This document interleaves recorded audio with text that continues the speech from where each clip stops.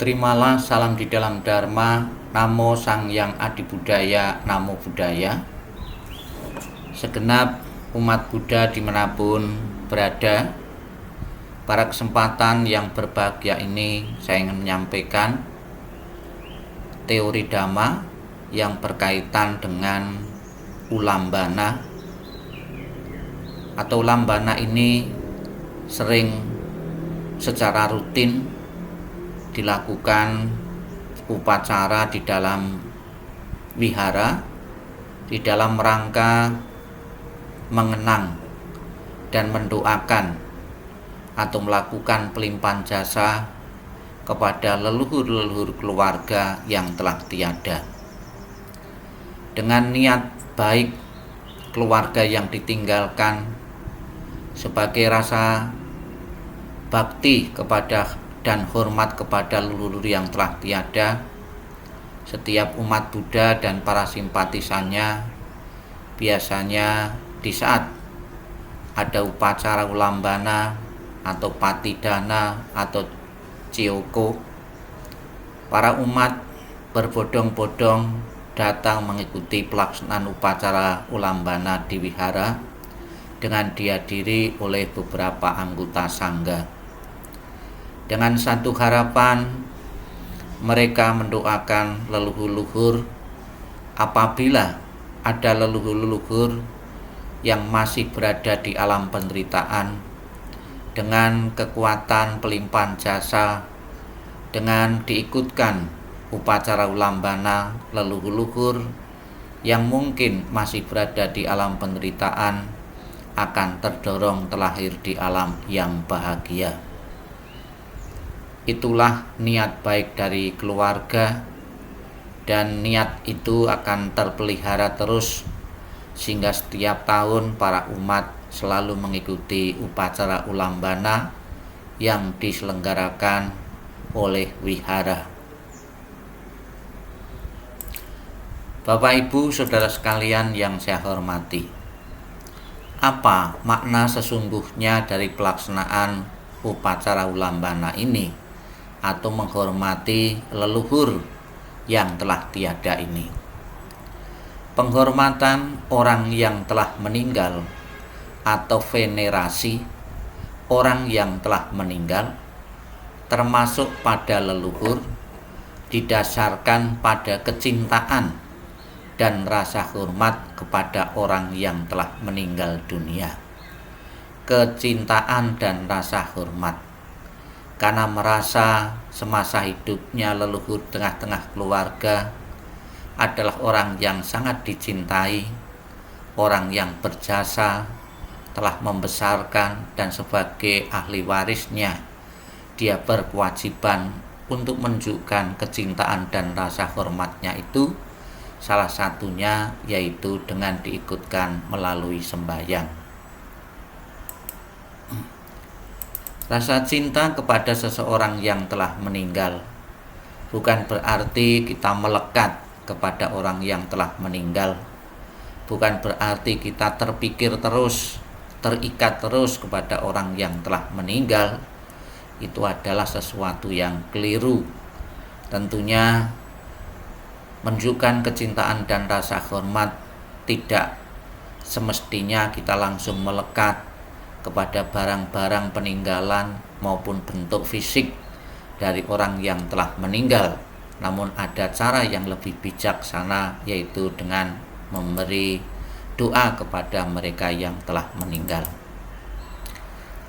Tujuan penghormatan venerasi nenek moyang adalah memastikan kesejahteraan nenek moyang secara berkelanjutan dan kecenderungan positif atas mereka yang masih hidup di dunia, dan terkadang untuk dimintakan pertolongan atau bantuan khusus. Kita tahu di beberapa rumah, terutama di masyarakat Tionghoa, itu ada foto-foto leluhur-leluhur mereka yang telah tiada, dan foto-foto itu atau altar leluhur itu biasanya diberi sajian, diberi makanan buah maupun sarana-sarana yang lain. Tentunya ini untuk mengingat kebaikan dan terinspirasi akan leluhur-leluhur yang telah tiada, kebaikan-kebaikan, pengorbanan-pengorbanan yang telah mereka lakukan. Fungsi sosial atau non-religius dari penghormatan nenek moyang adalah untuk menumbuhkan nilai-nilai kekerabatan seperti bakti, kesetiaan keluarga, dan kesinambungan garis keturunan keluarga. Dengan kita masih sering kumpul dan kita masih merasa satu orang tua, satu nenek moyang, satu engkong maupun keluarga-keluarga leluhur yang telah mendahului yang merupakan garis keturunan kita tentunya tetap akan memelihara nilai-nilai kekerabatan, nilai-nilai kesetiaan di dalam keluarga. Ini adalah hal yang sangat positif yang harus setiap saat dipelihara oleh kita agar kekeluargaan itu tetap terjalin terus-menerus. Penghormatan nenek moyang dilakukan dalam masyarakat dengan setiap tingkat kompleksitas teknologi, politik, ataupun sosial, dan tetap merupakan satu komponen penting dalam berbagai praktek keagamaan di zaman modern ini. Memberikan penghormatan kepada leluhur, kepada nenek moyang yang telah tiada, tentunya juga tidak lepas dari adaptasi kekinian saat ini dunia modern ini. Di masa ini kita bisa melihat di setiap wihara-wihara mengadakan upacara patidana, ulambana, rebutan, maupun dengan istilah-istilah yang lain. Tentunya di samping untuk menunjukkan bakti dan hormat kepada nenek moyang kita, tentunya kita juga telah berpikir untuk kesinambungan wihara atau tempat ibadah. Karena di saat kita datang ke tempat ibadah, di saat kita datang ke wihara ikut ulambana, patidana, secara finansial kita pun juga menyumbangkan sebagian dari uang kita untuk kesinambungan, untuk biaya operasional. Tentunya ini sangat relevan sekali karena wihara, tempat ibadah juga perlu biaya, dan biaya itu adalah dari umat Buddha sendiri dan simpatisan yang simpatik dengan ikut serta acara-acara yang dilakukan oleh wihara. Kita bisa melihat setiap tahun di wihara khususnya di wihara Mahayana, ini adalah altar-altar leluhur-leluhur yang dipasang atas nama keluarga sebagai persembahan kepada leluhur-leluhur yang telah tiada. Dengan memasang ini atau yang sudah disiapkan oleh wihara, para umat dan simpatisan yang datang yang ikut mendoakan leluhur-leluhurnya memberikan dana dengan jumlah tertentu dari uang yang didapatkan dari pelaksanaan upacara ini sebagai biaya operasional kesinambungan wihara-wihara atau tempat ibadah itu. Dalam hal ini banyak budaya dan agama melakukan praktek serupa. Beberapa di antaranya mungkin sebagai bakti dan hormat kepada leluhur, ada beberapa cara yang bisa dilakukan. Yang pertama, mengunjungi makam orang tua atau leluhur mereka. Biasanya di saat mengunjungi di atas makam orang tuanya, mereka menaruh atau menabur bunga. Bunga ini sebagai simbol untuk menjalin ikatan emosional antara yang hidup dengan orang yang mati. Dan juga di dalam agama Buddha, bunga itu mempunyai makna ketidakkekalan. Jadi kita diingatkan bahwa yang saat ini masih hidup pun juga akan mengalami kematian seperti yang ditengok ketika kita berkunjung atau mengunjungi kuburan leluhur-leluhur kita. Kita diingatkan bahwa siapapun orang yang hidup pasti akan mengalami hal yang sama, yaitu kematian seperti yang sudah dialami oleh leluhur-leluhur keluarga. Kemudian yang ketiga, berdoa bagi mereka untuk menghormati dan mengenang mereka. Ya, berdoa untuk mereka. Kita doakan leluhur-leluhur yang telah tiada. Mungkin ada yang masih berada di alam-alam menderita, alam-alam tidak bahagia. Kita doakan semoga mereka mempunyai jalan yang lapang untuk segera terlahir menikmati alam kebahagiaan atau alam surgawi. Kemudian yang keempat, meminta leluhur mereka untuk terus menjaga mereka. Di samping kita doakan, juga kita mohon restu ketika datang ke kuburan agar yang keluarga-keluarga yang ditinggalkan pun tidak selalu didoakan, selalu direstui untuk mendapatkan kemudahan-kemudahan dalam penghidupan mereka. Ini adalah gambar keluarga yang sedang berdoa di pusaran atau tempat makam leluhur-leluhur. Dapat kita lihat anak-anak dari keluarga yang ditinggalkan ini berasal dari kota yang berbeda, daerah yang berbeda, berkumpul setahun sekali untuk menyatakan hormat dan baktinya kepada leluhur mereka yang telah tiada. Ini adalah sesuatu yang positif sekali dilakukan oleh keluarga yang ditinggalkan untuk selalu menjaga kekerabatan, persahabatan, dan keharmonisan di antara anak-anak mereka. Ini juga adalah contoh seorang anak yang sedang berdoa, mungkin di depan, di pusaran atau di makam orang tuanya maupun neneknya atau kakeknya yang telah tiada dengan kusuk. Bapak Ibu Saudara sekalian yang saya hormati, berbicara tentang makna ritual ulambana. Bagi umat Buddha, ritual ulambana merupakan hari di mana semua anak-anak mempraktekkan rasa hormat dan kasih sayang kepada orang tuanya yang sekarang atau dalam kehidupan yang sekarang ini. Orang tua pada kehidupan masa lampau, kehidupan sebelum tumima lahir yang sekarang, dan masa depan. Jadi sangat luas sekali Bapak Ibu Saudara sekalian makna dari pelaksanaan upacara ulambana. Bukan saja orang tua kehidupan saat ini yang telah tiada, namun juga menjangkau orang tua dalam banyak kelahiran yang lampau. Tentunya hal ini sangat positif sekali, bahwa setiap laki-laki ilustrasinya digambarkan pernah menjadi orang tua kita, setiap wanita juga pernah menjadi orang tua kita dalam banyak kelahiran dan kehidupan.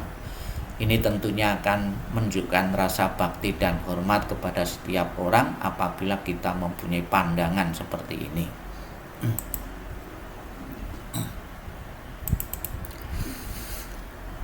Di saat kita ulambana, ada beberapa hal yang positif ya, yang harus kita ketahui. Yang pertama, memberi sedekah, makan dan membalas budi kepada orang tua serta leluhur yang telah meninggal dunia. Tentunya memberi sedekah atau memberi makan sebagai wujud bakti dan balas budi ini bukan dalam bentuk fisik seperti ini. Ini adalah simbolisasi seolah-olah orang tua kita yang telah tiada, leluhur kita yang telah tiada itu masih membutuhkan hal-hal fisik atau makanan ini. Yang dipentingkan ini adalah semangat untuk selalu mengenang, mengingat jasa dan pengorbanan dari orang tua kita.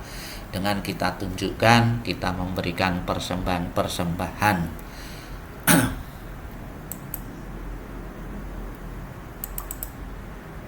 Ini di saat ulambana di wihara mengundang para biku sangga untuk membaca sutra-sutra atau membaca doa-doa, dan karma baik yang telah diperbuat itu dilimpahkan kepada leluhur-leluhur yang telah tiada. Yang kedua, menjalankan cinta kasih dan kasih sayang yang Buddha untuk menolong para makhluk.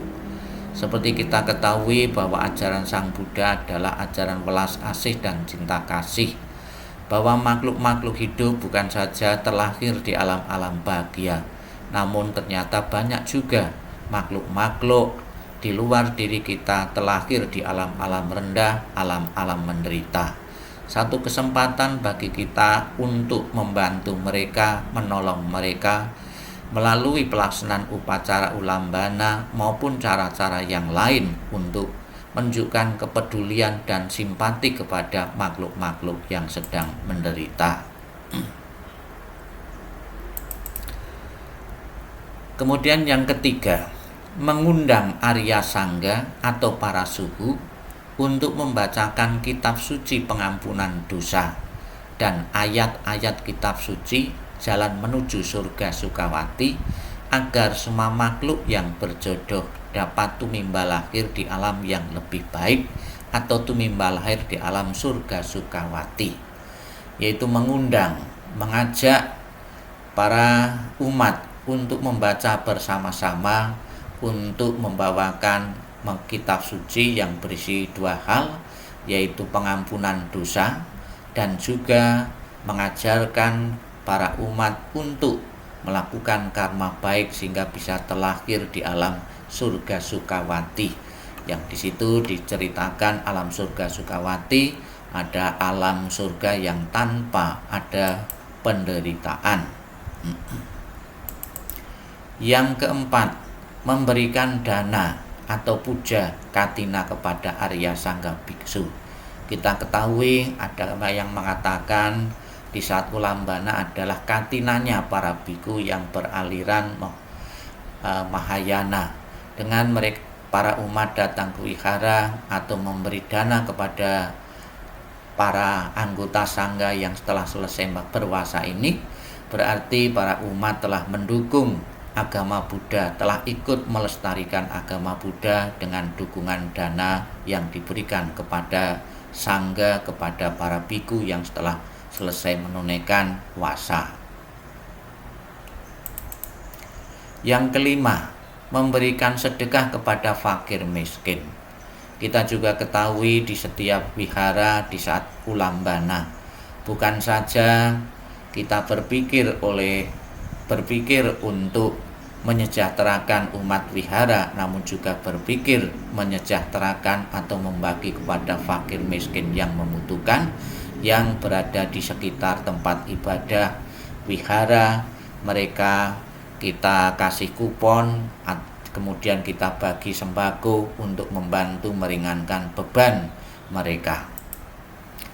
Kemudian juga kita lihat juga dalam ritual ulambana ini adalah sebuah perayaan yang diadopsi oleh Buddhisme Mahayana di Cina dari upacara Seongjum yang dilakukan umat Taoisme. Latar belakang yang diambil oleh Buddhisme Mahayana adalah cerita mengenai Buddha Sakyamuni yang menolong salah satu siswanya, yaitu Moggallana, yang hendak menolong ibunya yang terlahir di alam preta. Kisah tersebut tertuang dalam Ulambana Sutra. Ini gambarnya. Biku Moggallana mau menolong ibunya yang menderita di alam penderitaan, di setan kelaparan. Usaha-usaha telah dilakukan oleh Biku Moggallana ini, namun tidak maksimal. Kemudian dia menyuruh meminta saran kepada Sang Buddha. Kemudian Sang Buddha menyarankan beberapa hal kepada Biku Moggallana dan akhirnya bisa menolong ibunya yang terlahir di alam penderitaan bisa terlahir di alam bahagia. Ulambana merupakan salah satu hari umat Buddhis yang diselenggarakan pada tanggal pertama hingga ke-15 penanggalan Imlek. Pada hari tersebut, para biku sangga sedang menjalankan masa-masa atau retret selama musim hujan berlangsung. Setelah menjalankan masa tersebut, banyak biku yang mengalami peningkatan dalam kehidupan spiritualnya sehingga menjadi lahan teramat subur untuk menanam kebajikan.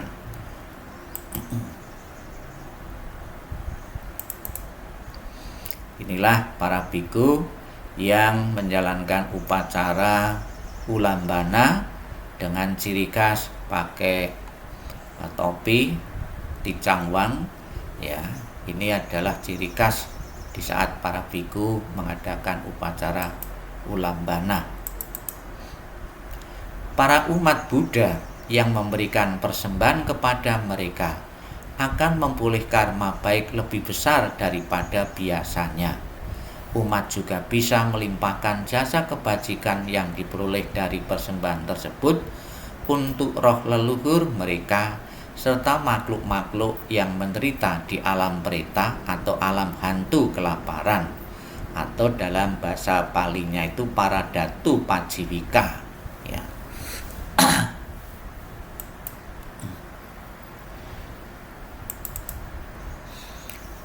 Pada tanggal 15 bulan ke-7 penanggalan Imlek, umat Buddha menyelenggarakan ulambana. Menurut catatan sejarah, semula orang-orang menyelenggarakan upacara ini dengan persembahan yang ditujukan kepada Buddha dan Sangha atas nama ketujuh generasi leluhur. Pada zaman dinasti Tang, seorang biksu tantra yaitu Amogawajra menyesuaikannya dengan tradisi pemujaan leluhur dari rakyat setempat, sehingga upacara selanjutnya ditujukan bagi arwah leluhur. Kemudian ada versi yang lain atau cerita yang lain, yaitu Brahmana Janusoni bertanya pada Buddha mengenai manfaat melaksanakan persembahan pada mereka yang telah meninggal dunia. Apakah mereka menikmatinya? Buddha menjawab, ada yang dapat menikmatinya dan ada yang tidak. Mereka yang terlahir di alam-alam surga, neraka, atau binatang tidak dapat memanfaatkannya. Ya. Hanya mereka yang terlahir di alam hantu saja yang bisa menikmatinya. Ada yang membutuhkan persembahan dari keturunannya sehingga dapat menikmati persembahan itu. Kalaupun sang leluhur tidak dapat terlahir di alam tersebut, hantu-hantu yang lain dapat ikut menikmatinya. Karena itu persembahan bagi orang sudah meninggal tidak dianggap sebagai satu perbuatan yang sia-sia. Anguttara Nikarya volume 269 sampai 270. Ini adalah gambaran ilustrasi dari makhluk kelaparan atau hantu. Menurut Theravada Sutta, para arwah atau hantu mengharapkan persembahan dari sanak keluarga dan berdoa agar keturunannya panjang usia. Seseorang yang memberi persembahan juga mengingat kembali apa yang pernah mereka lakukan. Bila persembahan diberikan pada sangga, manfaat yang diperoleh akan jauh lebih besar. Ditulis dalam KHP 7. Suatu upacara pelimpahan jasa atau patidana dengan melakukan persembahan bagi orang yang telah meninggal dunia dan melakukan kebajikan atas namanya dapat dilakukan pada hari apa saja, khususnya yang berhubungan dengan almarhum dan almarhumah. Itu sebetulnya, ya. Ini adalah satu gambaran dalam cerita Theravada, yaitu di mana Raja Bimbisara merasa ketakutan, ada suara-suara yang aneh. Telah bertanya Sang Buddha, ternyata suara-suara yang menakutkan itu ada leluhur-leluhur yang berharap untuk dilimpahi jasanya. Setiap tahun pada tanggal 7 bulan 7 tanggal 15, Cekgue Capgu penanggalan Imlek, wihara-wihara atau kelenteng banyak mengadakan upacara ulambana. Orang-orang pada umumnya mengenalnya dengan nama sembahyang rebutan atau cioko. Perayaan ulambana ini disebut juga sebagai hari raya setan. Ya. Namun sebutan yang sebenarnya upacara ulambana ini adalah upacara sembahyang leluhur.